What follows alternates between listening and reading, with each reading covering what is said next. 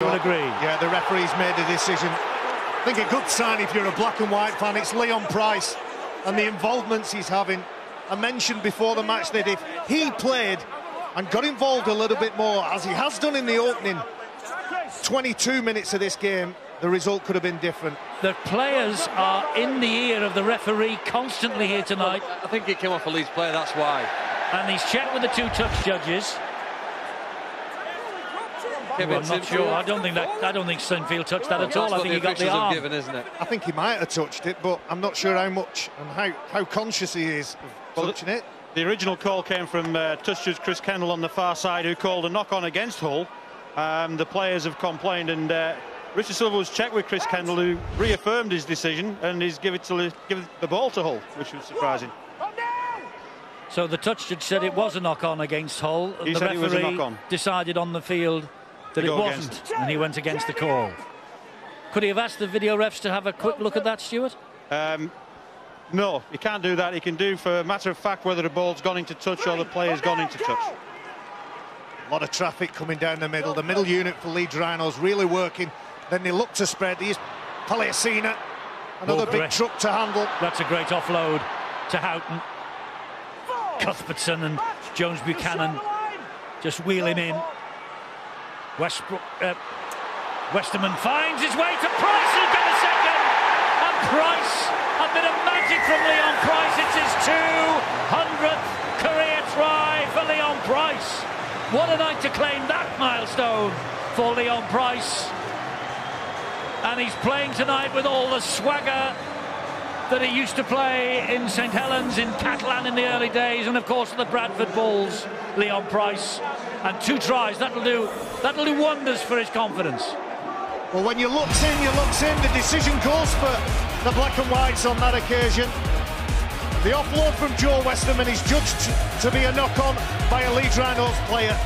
And watch the way that Leon Price glides onto the ball, spins and pirouettes, and finds his way through the tackle of Jamie Jones-Buchanan and Zach Hardacre, has the ball out in front and gets the ball down over the white stripe, getting Hull FC's second try. Well, look at Kevin Sinfield reading the riot act to his players, and well, it had an element of fortune about it, that try. That didn't look like a knock-on by Leeds, but the referee saw it otherwise. Well, yeah, and Leeds fans might tell you that they think it was a knock-on. It's either way, Eddie. The ball's gone to Hull FC. They've scored a try, and anybody that saw John Wells preview the game would have pointed out a Jamie Ellis try scored for Huddersfield last week when he caught Carl Ablett and Paul Ayton over chasing, both of them stationed on the left edge defence for Hull FC, or for Leeds Rhinos, I should say. When we see the replay here again, we might see that it's Carl Ablett once again that over chases, and it's Leon Price that steps back in and exposes that. This unique kicking style of Mark Sneyd. This effectively unique kicking style of Mark Sneyd. And Hull are ahead by 12 points to 0. The previously unbeaten joint league leaders are in a spot of bother, but was that a Leeds knock-on, or was that a knock-on by Joe Westerman? Well, shall we say it's one of those 50-50 decisions that's gone in favour of the home side. But before the game, we shone the microscope, really, on Leon Price and Mark Sneyd. And in the opening quarter, they've really delivered, haven't they, with the kicks, with the runs, and the whole atmosphere. Last week, Hull's performance against Salford was terrible. I rated at best a 3 out of 10. Tonight, they look like a side again. Well, this is Leeds Rhinos' second visit of the new campaign to the city of Kingston upon Hull this year. They opened the season at Hull Kingston Rovers ground in front of a record crowd. They trailed there by 14 points at one stage, at 2 stages, I think. Big leads in both halves to the Robins. Here's a penalty. That's where Hull FC have been very good tonight. They've played the ball as quickly as they can. They've got up, made the effort. Because it's a little bit messy and untidy, Leeds losing the play of the ball, getting hands and arms tangled up. It's easy meters for Hull FC. It's not rocket science either, Barry, is it? You get the fresher players, which would generally be your outside backs. The guys in the middle have had to run the ball and do a lot of tackling. So your wingers and your centres should be fresher. You see Yeeman on that occasion get in, play the ball quickly, attack some tired defenders, try and draw a penalty out of the referee, and you will get the rewards. Well, Leeds have to make up a big deficit here tonight, just as they did a couple of times against Hull Kingston Rovers just over a month ago. Can they get out of jail again. Hull are playing really well in the opening 26 minutes here. This is Gareth Ellis. And Danny Houghton from dummy half gives the ball to Sneed. He finds Price. Price gets it away to Jamie Shaw. Moon and Maguire and Jamie Jones-Buchanan bring him down. Houghton, 10 metres away. Back it comes to Westerman. This is Ellis. Here is Paliasina. He's been good since he came on. You need 3-4 defenders to handle him. Houghton again just drops the pass off to Westerman. Westerman gets the ball away then. Good work by Minicello, but Leeds defence standing firm. They're 5 metres away from the line, and Houghton to Price, who slides the kick in. And I think that was over the line before Ryan Hall caught it. It was. It's a 20-metre restart. Well, Lee Radford knows they're so close again. He was so patient, wasn't he, there, Ryan Hall? Desperate for the ball to go out of play because they've spent so much of the opening 27 minutes in their own half. That kick, though, just goes to show there are fine lines. Had that kick stayed in the in-goal area, Eddie, in another 60 seconds, we could be talking about a third Hull try. The accuracy of attacking kicks is everything now in this game. He needed nerves of steel. I remember a game from last week with Joe Burgess playing against Wakefield where he made the wrong call and cost his team a try.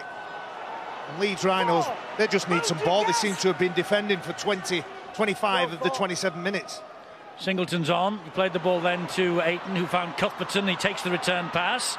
Ooh, that was a no-look pass from him. And this is Achurch now. Another change by Brian McDermott. So he's mixing it up a bit to try and find the right formula. Off the right boot of Maguire. This is high. This is high. Oh, there's a push there. Was another push there? The ball's all over the shop. Well, it's a... He waited and waited. I think it was a block on Carl Ablett, who appealed to the referee. And whilst the confusion was happening with the ball, you see Carl Ablett, who's blocked by Leon Price. Clear block, Stuart. That's it, yes, he's moved to the side. That's the reason for the penalty. He wasn't standing still. Joel Moon gets it away to Sinfield. Sinfield then to Achurch. Leads the first period of sustained pressure they've had in this match. With Cuthbertson short ball and Singleton underneath the Hull posts. Maguire gets the ball away to Jamie Jones-Buchanan. That's wonderful defence from Leon Price. He lost that ball forward. It's play on. It's a free play.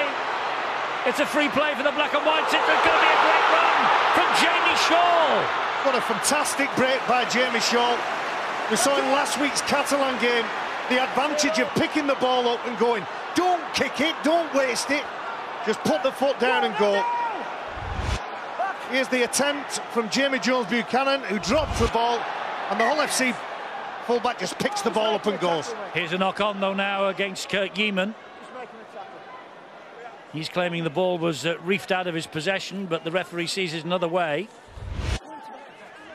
Well, here it is, isn't it? Losing the ball. Mitch Achurch involved in the tackle. Just to go back, though, to Leeds at the other end of the field, as you see him losing the ball, is it patted out? Sometimes you see that given with the Hull head and feed here. But, I mean, Leon Price's try-saving tackle on Jamie Jones-Buchanan. He forced the ball free. Maybe he's injured himself in the process, but he scored a great one tonight, and he saved the first that Leeds could have scored. Coach McDermott, I'm sure if he gets the message out, says we've got to hold on to the ball. Well, you questioned attitude in the last game. We see Jamie Jones-Buchanan. He was trying to do a Paul Ayton there, wasn't he, from last week? Well, the ball down over the top of his head. This man here, Eddie, Phil has said the attitude, he thought Hull FC's attitude against Salford might have been a 3 out of 10. Well, I'm sure Lee Radford will be delighted with their attitude tonight, and he's every right to be.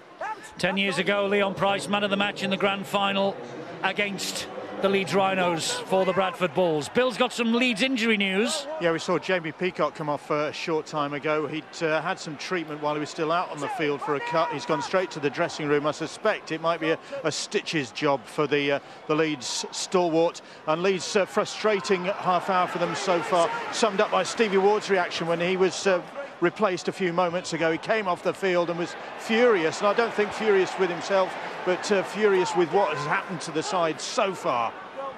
Half an hour of almost constant Hull pressure. They lead by 12 points to 0, but they have a man on the overlap out wide, and that man is Ryan Hall. Dangerously for Leeds, but that's well watched by the Hull defence on that far side. Here's Maguire again off the outside of that right boot underneath the posts. Shaw claims it. He was tackled in the air. Fair penalty. Jamie Shaw again needed to be brave, and Zach Hardacre with a bit of class gives him a tap on the head, but and Shaw as well, he accepted the apology. He'll probably say that kind of stuff will happen when we're both going for the same ball. How is that tackled in the air? Stuart, can you explain this, please? It's the challenge in the air. It's been deemed that he's taking the player out in the air. He's going for the ball. Yeah, but he's totally mistimed it. Yeah, I know that's not his fault. Argue with that. You can't knock somebody out of the way. He's trying to catch the ball. You can't just jump into them. You can go for the ball. Yeah, well, he went for the ball, but he took the man out underneath him. He was underneath him as he went up. They're going to have impact in the air. It doesn't make it a tackle all the time. Well, it doesn't make it a tackle, but it's an unfair challenge that's prevented him from catching the ball, and that's it. If his hands are up there trying to challenge for the ball and catch the ball at the same time, then that will be fine. If he'd caught the ball and Zach Hardacre had been injured, then what would the decision have been? Play on because he caught the ball? Well, not necessarily, because you still got that contact in the air where, you know, Zach Hardacre is nowhere near the ball trying to catch the ball. Hull in possession with Westerman. Wakefield Saints, our Friday match tomorrow. We're watching one of the unbeaten sides at the top of the table here tonight, Leeds. They're struggling against Hull. Will Saints do the same at Wakefield? And then on Saturday at 3:25, Sky Sports 4, the Catalan Dragons against Salford, or Todd Carney against Rangi Chase. Should be a great game. That should be a great game tomorrow, as this is a really promising fixture as well. Jansen Turgott in there with the tackling there for the Black and Whites. A big night for the Hull FC youngster. He knows that they've got Leeds Rhinos on the ropes here. They're clinging on for their life. Keep it quick, Mickey. Ablett straight at Steve Michaels.